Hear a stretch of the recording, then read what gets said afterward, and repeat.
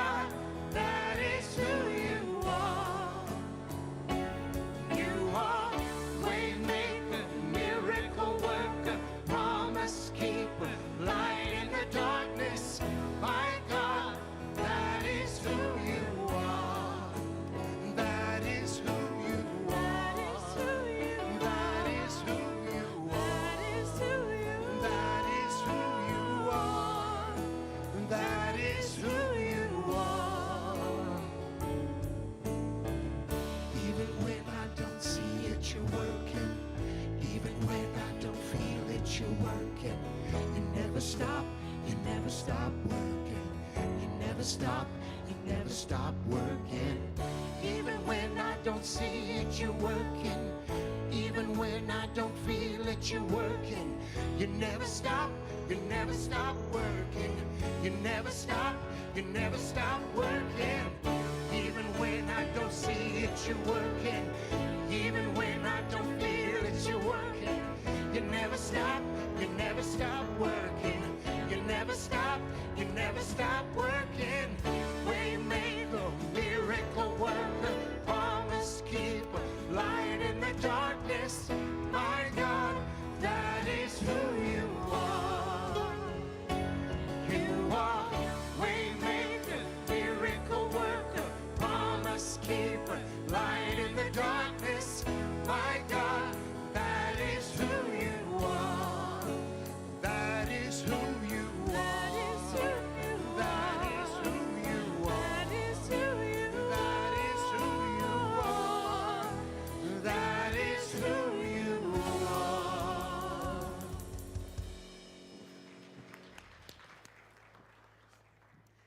Oh, I just realized I have all my stones up here from last Sunday. Well, we'll get those taken down. Good morning, everybody. That's one of my favorites, and that is certainly one of the ways that we understand God. Today we're going to start this series where we're going to be exploring metaphysically some of those big questions of life, of what is the nature of the Creator, what is our nature, how do those natures connect together, and so many other big questions that we're going to each get to perhaps discover a little more insight from our own perspective, from our own windows. Grateful to see so many people here within these beautiful walls that we call a sanctuary, and grateful to know that there are so many others who are joining us online, and we hope that you'll connect with us, either if you're new, either here by filling out a card, there's one in front of you, a Connect card, and then bringing it up during the offertory time. You can just drop it in this basket, or there's another box back there you can drop it off.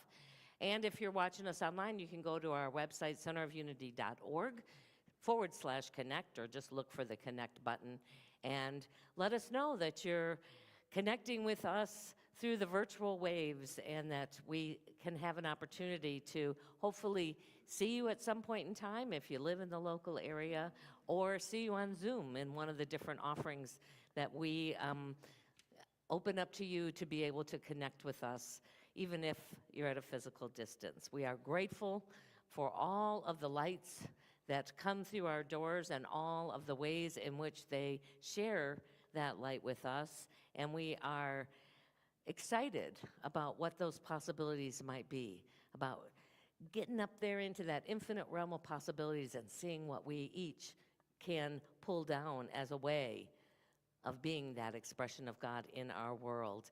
And that's what our mission is. It's not just to think about it, it's to take what we discover and become it, be it into our world. And in that process, we are both transformed and we become the ones who make a positive difference in the world. And that is our purpose. So let's join together and take a moment to remind ourselves to feel the vibration of what that purpose means for us. We got that slide, Nick?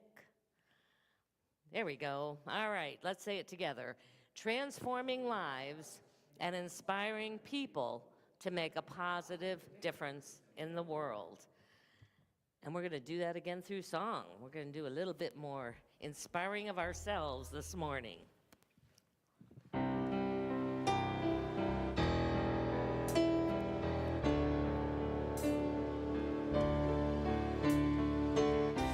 Let's get our hearts and minds in the right place to receive this morning. Words are on the screen. You give life. You are love. You bring light to the darkness. You give hope. You restore every heart that is broken. Great are you, Lord.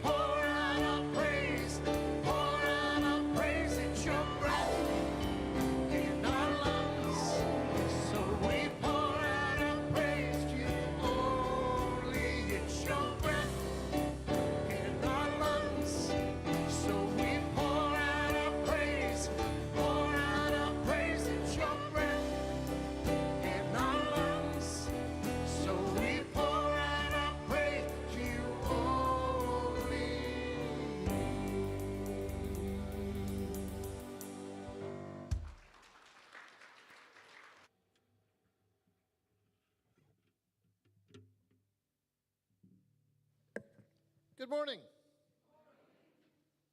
I'm sorry, good morning. Thank you. It's nice to know somebody's out there. So my name's Grant Fithick. I'm a member of the care team. I have the great honor and privilege of serving with Miss Barb.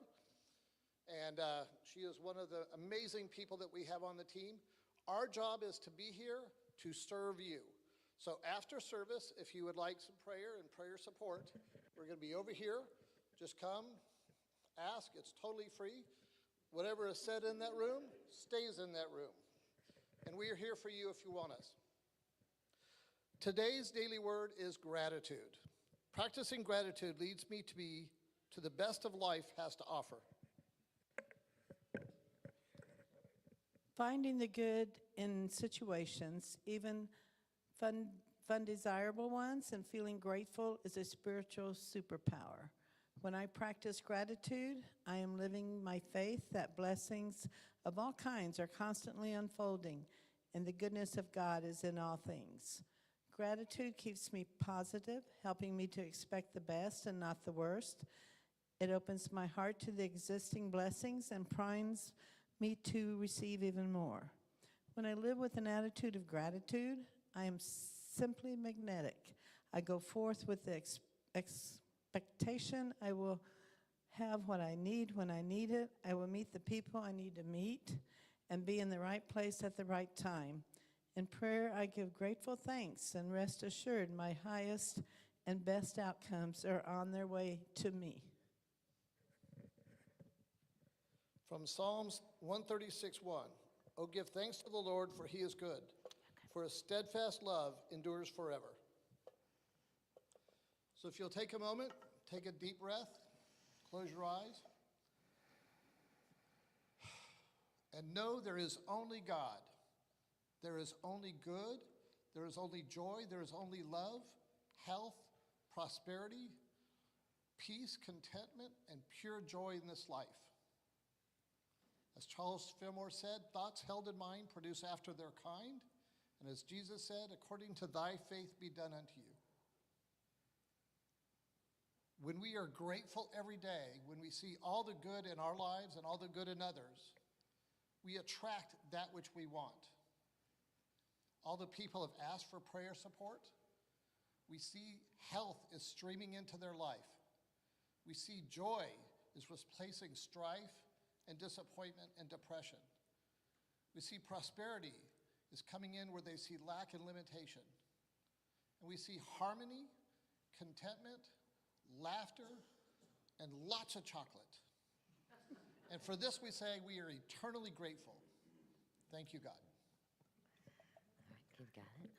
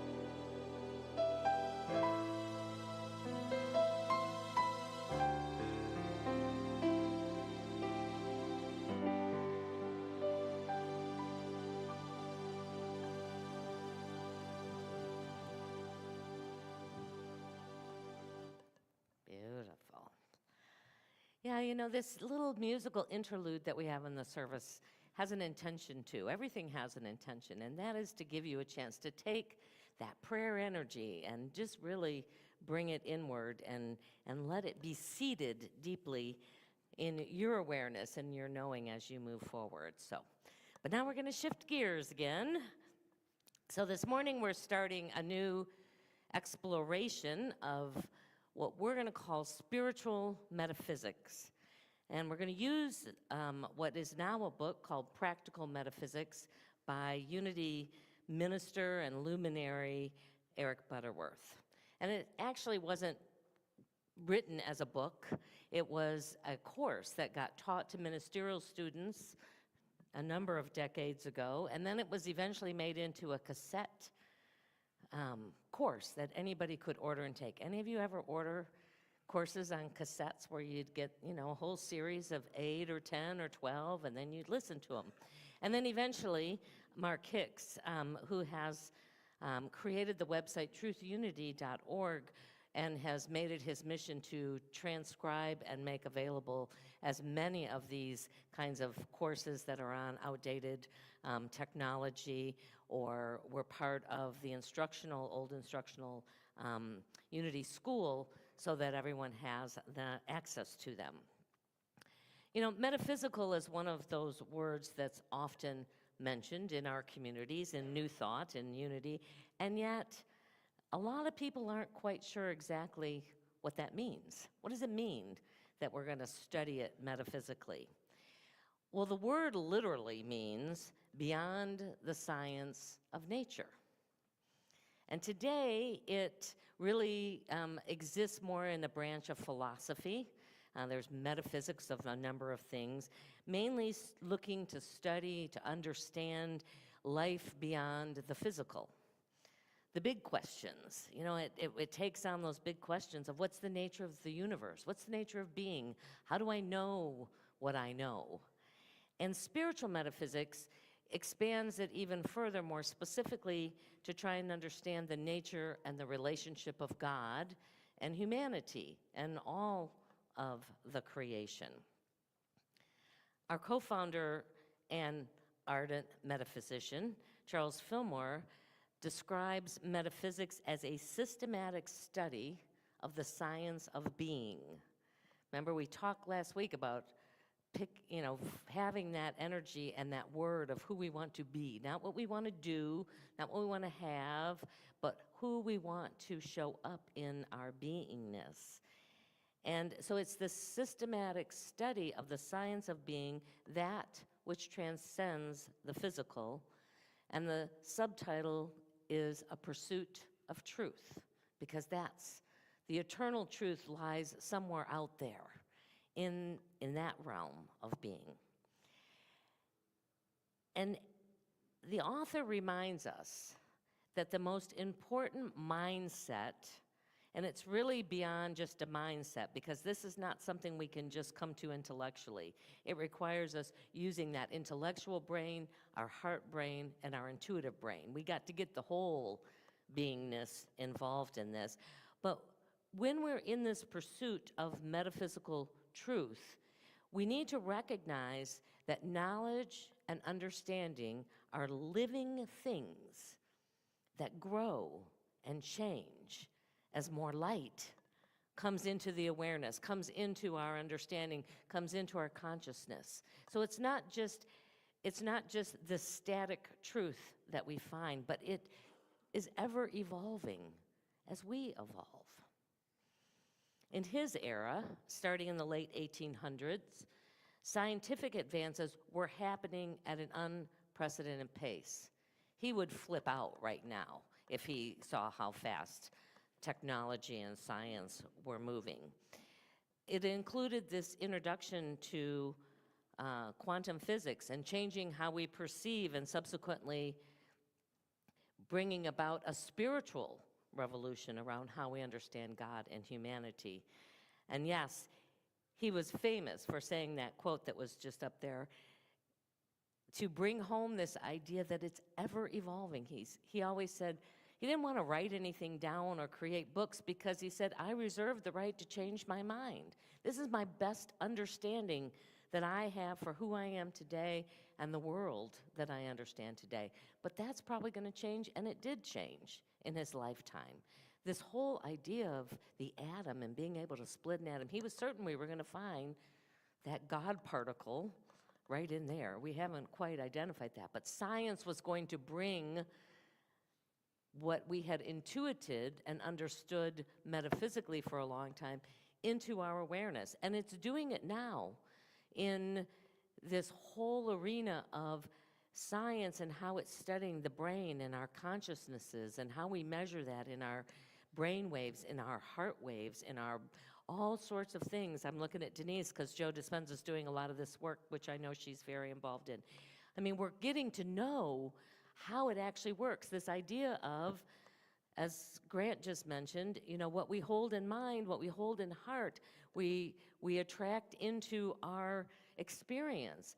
How does that work, literally? And the more we can understand that, the more we can actually begin to direct it.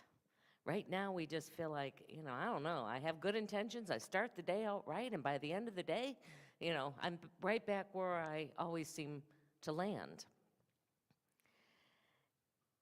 Unity was founded on this desire to see our spirituality, to understand our spirituality through a metaphysical lens, not the hard and fast literal understanding of the Bible, but through a lens that understands it not only, yes, it was part of a reflection of the culture of that time, it was metaphorical, there were parables that were teaching stories, it was part history, but then there was this whole other message that can be gleaned out of those if we look to try and understand it, not literally, but from this broader spiritual perspective. E. Slauson described this metaphysical lens, and this helped me a lot, like a pane of glass, something to be seen through, not to be looked at. All right, I want to say that again. So metaphysics is like looking through a window, not at the window, not looking at the casing of the window, but looking through, beyond the window. And he goes on to say that when it gets old and dusty and opaque, as they tend to do if they've been neglected and not cleaned very often, then now it becomes an object rather than a lens through which we see through a vehicle to aid our ability to see beyond. Then successive generations come to this window through which their ancestors saw this light of heaven, tried to describe what it looked like when they looked through the window. But over the centuries, as their glass has darkened and become obscured by neglect to keep it clean, and in some cases it gets encrusted with gold and gems, it becomes an object that begins to be worshiped by those devotees who begin to at least have a gleaning of what those earlier mystics saw through the window. And then even today, still many come to this window, they've knelt before it and they've gone away, pretending that they too have seen this heavenly vision.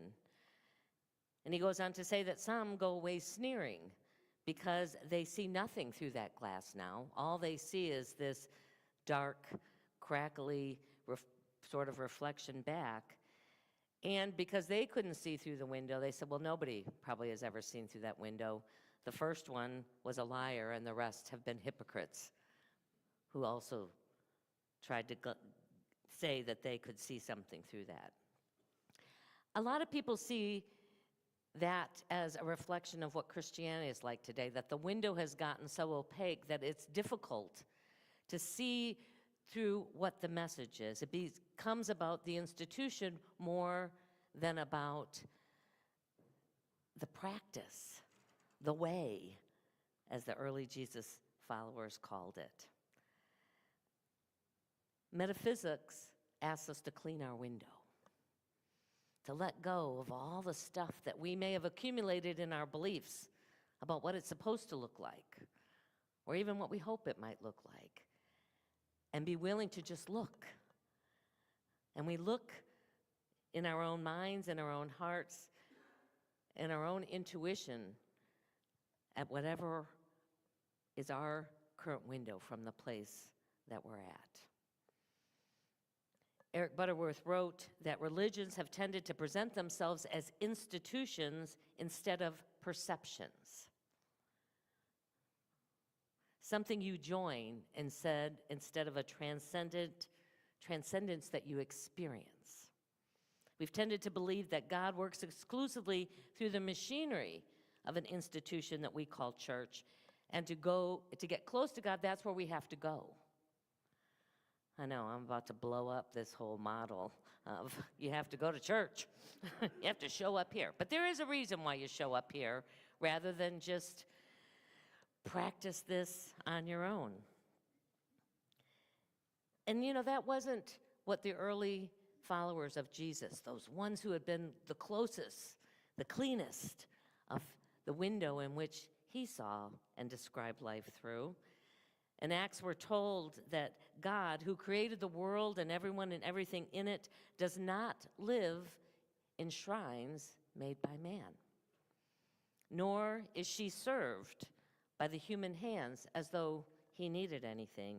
And yet, it's not far from each one of us, for in him we live and move and have our being. Yes, I know I mixed up all the pronouns, because that's another thing that we tend to do that gets encrusted in there is this idea, and perhaps it was the best idea of the people of the time could see through, of God as somehow in human form.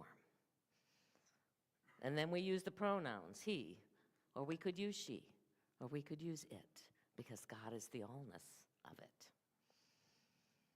We gather in churches and communities for a specific reason, and that is to practice and to demonstrate the truth, the highest truth that we can say yes to, that resonates the highest with us, the one for our community that we look to measure against the master teacher and what he taught. That's the truth that we are trying to embody as we go throughout our day. It becomes the space. This becomes the container, a safe container, one that hopefully most of the time we can be free of judgment and full of love, where we're challenged to dig within, to connect with that presence within us and allow it, through that connection, to transform our lives, to transform and renew our minds, to give us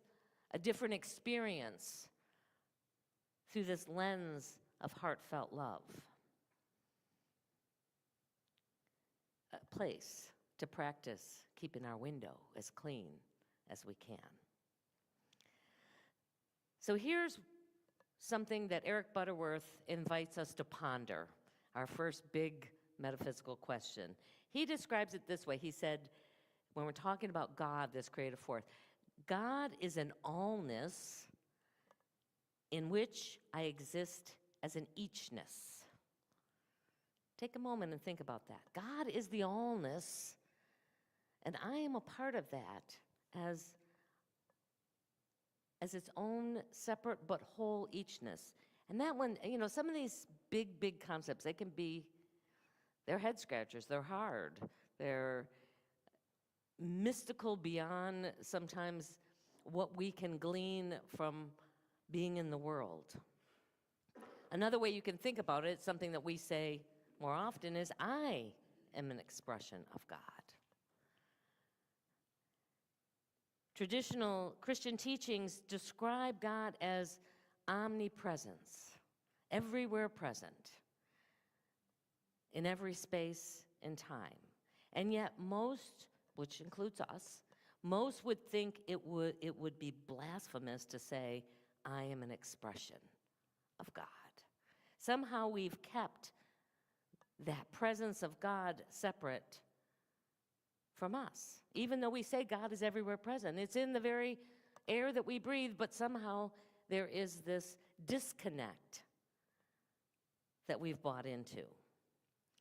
Metaphysical exploration asks us to go deeper, to consider how this omnipresence of love is in me, how it is working through me, how it is surrounding me, how it is guiding me and directing me, and so much more.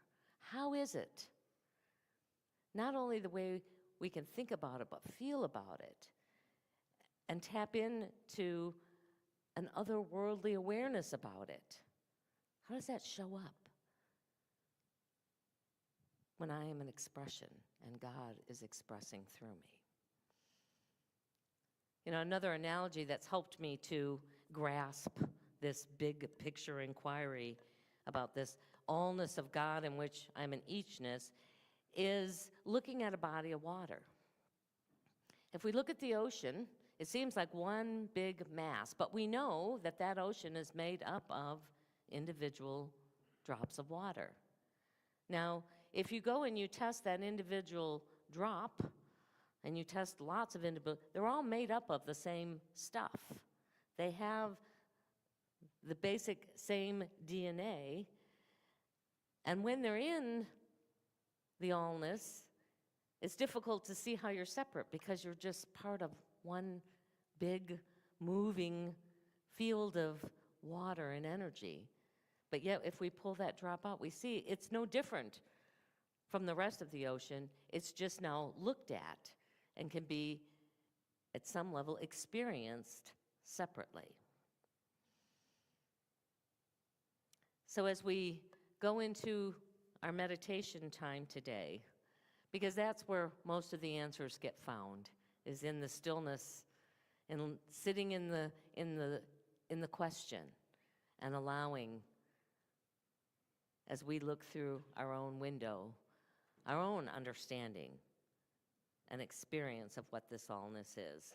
So I would just invite you right where you are to just set aside anything you might be holding on to, even setting aside all of those thoughts that might be questioning this, that might be arguing with it even. Take a little Windex and clean the window of the spirit world, of the eternal world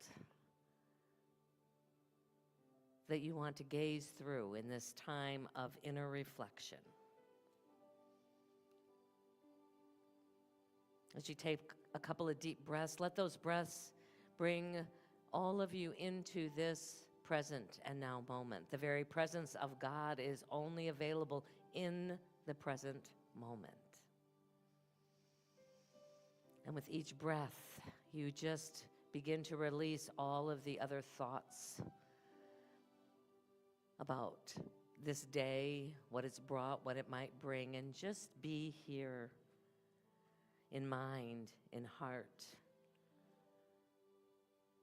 in that space where we are eternal spiritual beings that some call our spiritual womb, our gut, our intuitive nature. Bring all of those parts of you. And let these words just ruminate through each part of your being, the thinking part, the feeling part, and the knowing part. God is the allness in which I am an eachness.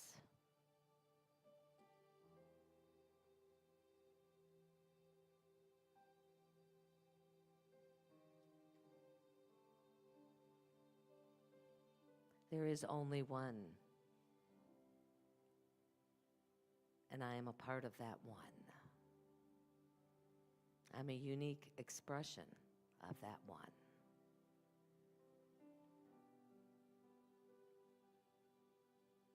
Ask to be shown a clear way of being able to embrace and embody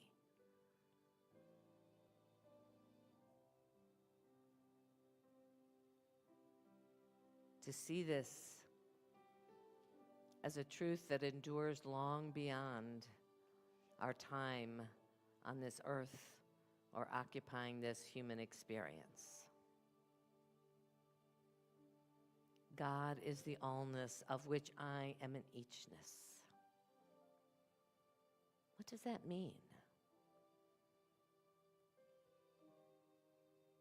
How does that show up?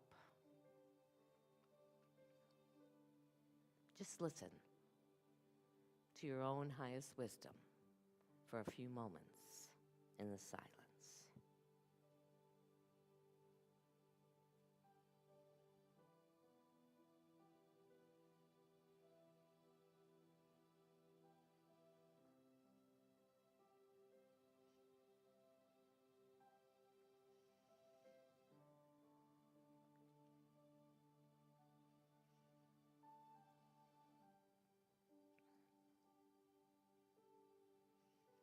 Take another deep breath and see if you can't fully embrace the statement that I am an expression of God. Declare it.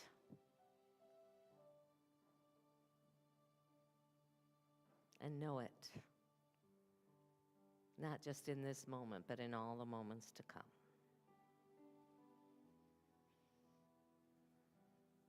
And then whenever you're ready, you can bring your attention back to this time and to this space, aware, once again, of the sounds in the room. And then open your eyes.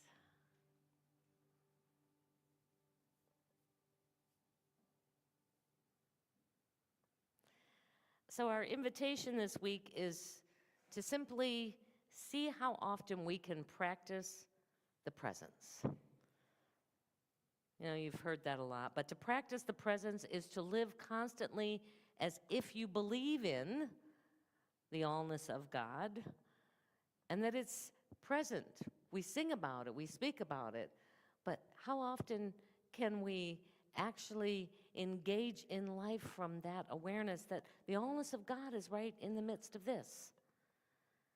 As you shift through your activities throughout the day, take a few deep breaths and remember the statement that I am an expression of this divine light. And if there's particular areas that you're struggling with right now, to focus on aligning your wholeness there, because there's so many different facets to this allness and to this eachness. If you're having a physical challenge, breathe and know that the wholeness of God is in your body right now. If you're struggling with something professionally or personally, know that the whole substance of God is in the midst of whatever is being desired in those areas.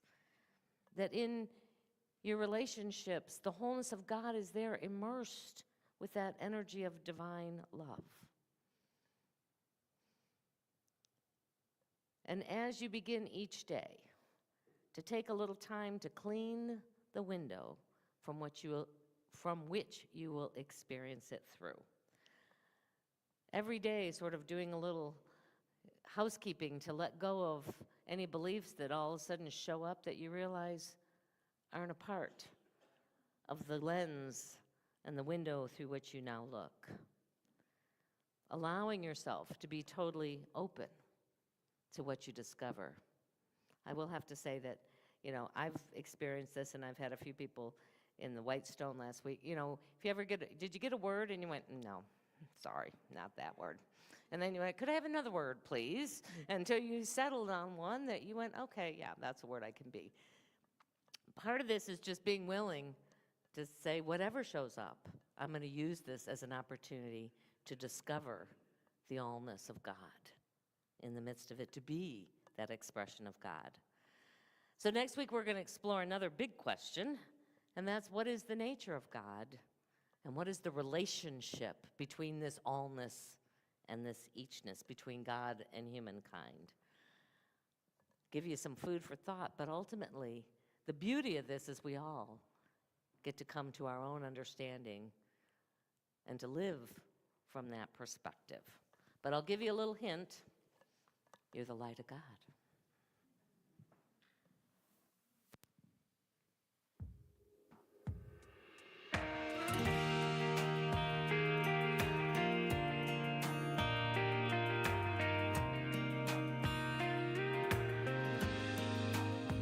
You change dust into gardens,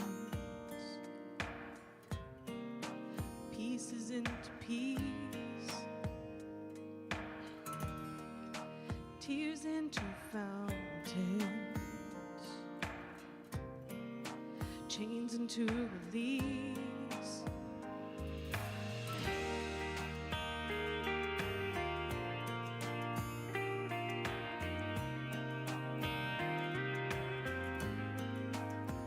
You walk doubt into action,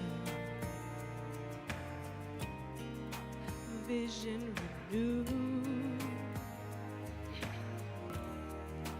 perfect creation unfolding into view. You hold heaven all inside you.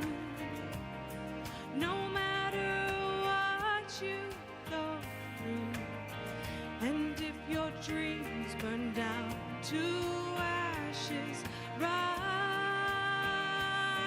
again. You are the light of God, the power of prayer, lifted up, every breath testifies.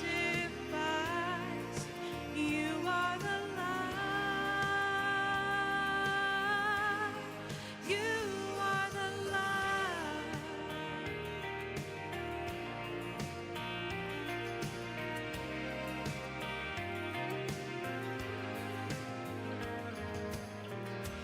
You hold heaven all inside you.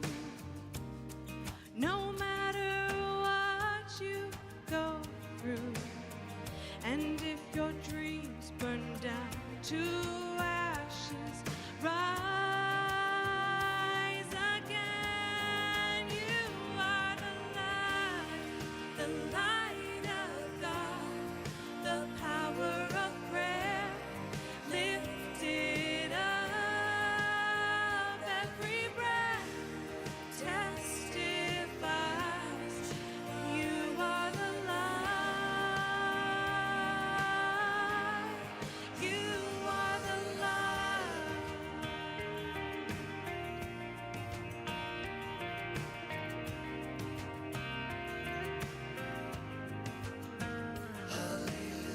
Hallelujah.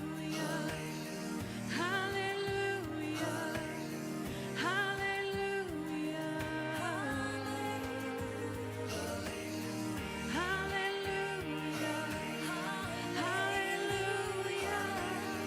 Hallelujah. You are the light of God, the power of prayer, lifted up, every breath testifies. You are the light. You are the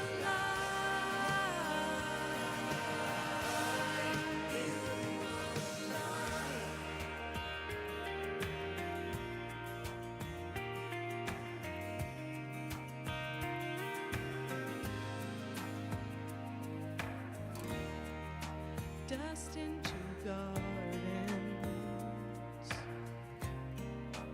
pieces into peace.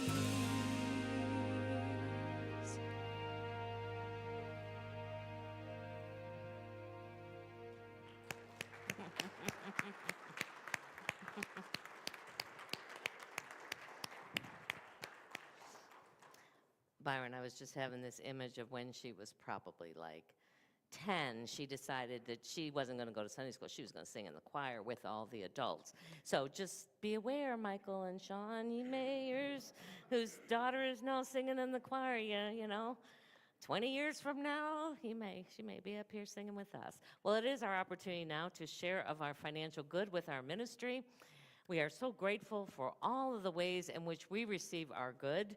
It is a function of what we have to do and be and collect and pay as part of this human journey, and we're just open to all the ways in which we receive our good. We say yes, and we are grateful for these channels. In just a moment, the ushers are going to invite you to come up row by row so you can be in that flow of giving and receiving.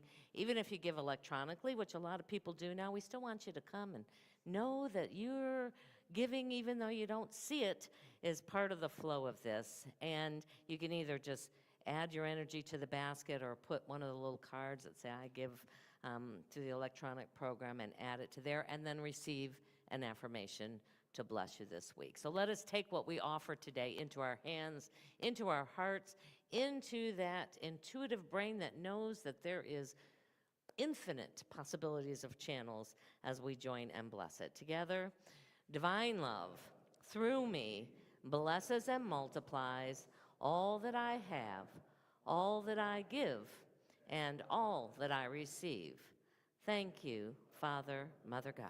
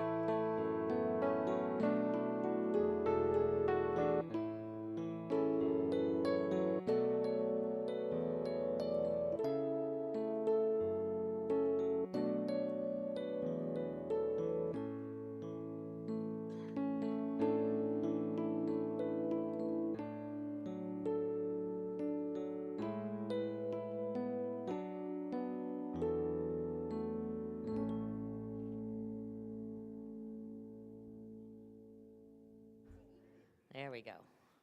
The band is not complete without Ziggy. Although sometimes Ziggy falls asleep and we all like, I mean, it's loud music going on. And Ziggy's over there just in his happy place so he can let go. Well, I want to take just another couple of minutes to share with you our center update. Each week we do something different. We have the minister. This is our community update today. And sometimes I have different voices, but today I'm going to share with you just briefly about our membership process, because we do have a community member orientation that's coming up on the first Sunday in February for those who might be interested in a more formal alignment with our spiritual community. It's a two-part process that we're working to now. Just like we're working with this evolutionary statement of transforming lives and then making a positive difference in the world, our membership process is here to reflect that. And so the first process is really about us supporting you in having that experience of transformation, of having this space and these truths and principles and opportunities to really have this be a more integral part of your own experience and have and experience greater peace, greater love, greater joy, all the things that all of us and all of humanity is really seeking to bring into their lives. And then, so that's the community member. And then after you've had a chance to do that, then to become a governing member, which is really all about now, I'm going to support this community and create and continue to allow this space to welcome others in who are looking to transform their lives. You can kind of think of it like a labyrinth. You walk into the labyrinth as your transformational experience, and then when you walk that journey out, you're really about how do you express that back out into the world. So if you're interested, or you just want to know more about Unity or this particular community, we will have a Q&A time. It's about an hour long time together. So you can join us on the first Sunday of February. It'll be happening, we'll have first Sunday lunch, and then right after that, we'll be gathering together. So look for that. There's going to be a place to sign up for that out on our website. And just to let you know, there's a number of other different opportunities. You don't have to be a member to participate. Denise Teague is starting, I don't know if you still have room, Denise, for your Becoming Supernatural, which is an exploration of Joe Dispenza's work on how we're really understanding our conscious, our subconscious, our superconscious, and how that interacts with the life that we walk through every day. That was probably a weird explanation, but if you're interested in that, Denise, you can go read more about that. And we'll have spirit groups coming up here in a couple of months, which is a great opportunity to meet in small groups and do a deeper exploration and hear different perspectives, hear how different people see through their window, and let that be a way to support you in your own continued journey. So there we go. That's our community update. And now we're going to hear about a couple other things happening. Here's what's coming up at Center of Unity. Join Denise Teague and others online for the 8-week book study of Becoming Supernatural, where Dr. Joe Dispenza marries some of the most profound scientific information with ancient wisdom to show how people like you and me can experience a more mystical life. Please sign up by emailing Denise Teague at denise.teague1111@gmail.com. There are 2 leadership spirit groups to join, Saturdays in person or Tuesdays online.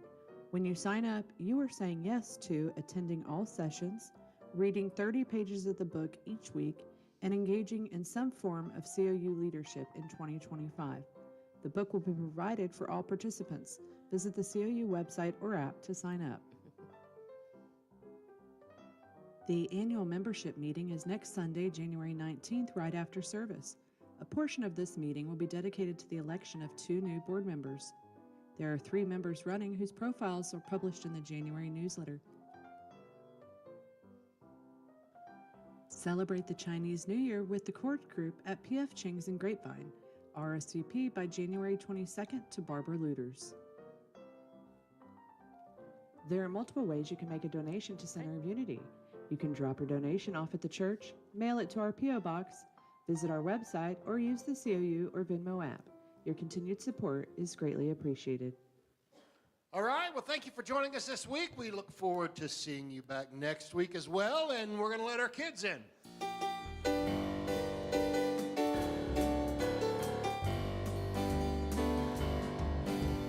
This little light of mine, well, I'm gonna let it shine. This little light of mine, well, I'm gonna let it shine. This little light of mine, I'm gonna let it shine, let it shine, let it shine, let it shine. Let's do it again. This little light of mine, well, I'm gonna let it shine. This little light of mine, I'm gonna let it shine. This little light of mine, I'm gonna let it shine, let it shine, let it shine, let it shine. All right, good morning, everyone. I hope everyone stayed warm the last few days. And the kids had a busy morning, and they want to share what they learned.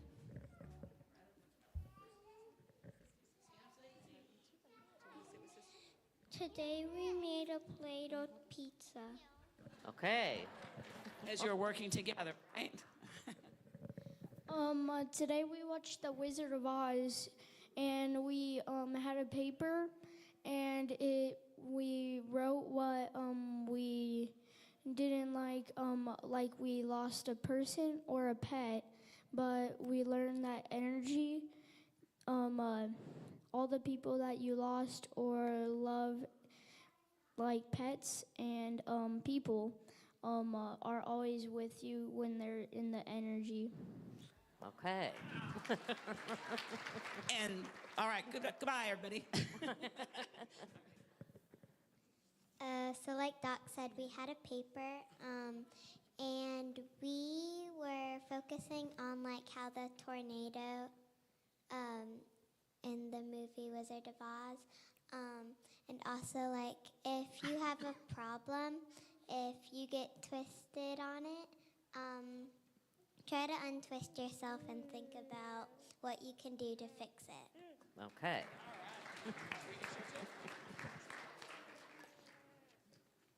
Today we got one of these tornadoes that represent our problems. Okay. Harry, were you going to share? Today we worked together. That's all. Okay.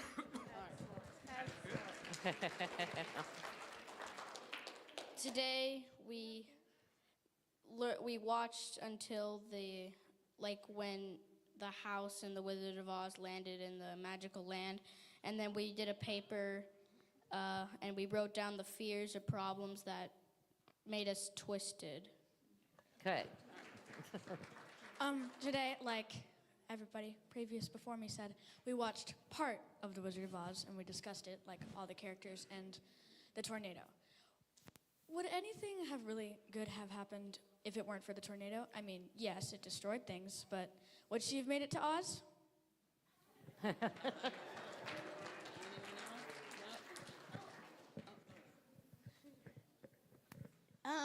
Today we watched part of The Wizard of Oz and we played Twister because tornado. Okay. All right. Okay. This will be 10 more weeks of this the lessons through the Wizard of Oz. All right. Thank you, Debbie. All right, so we'll let you go ahead and stand up. Let's join hands and let's do our peace song together.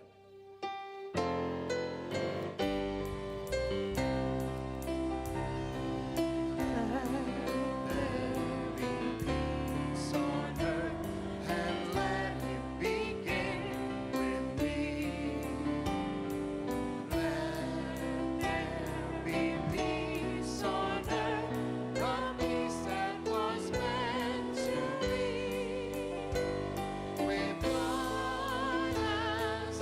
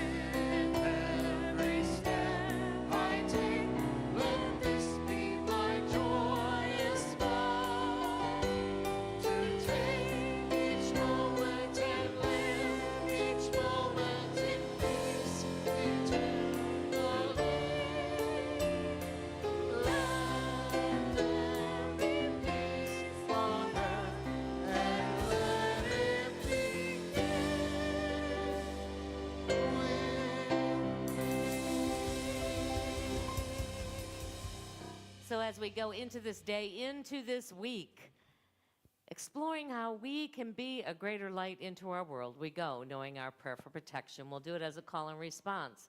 The light of God surrounds us. I am the light of God. The love of God enfolds us. I am the love of God. The power of God protects us. I am the power of God. The presence of God watches over us. I am the presence of God. Together, wherever we are, God is, and all is well. All right.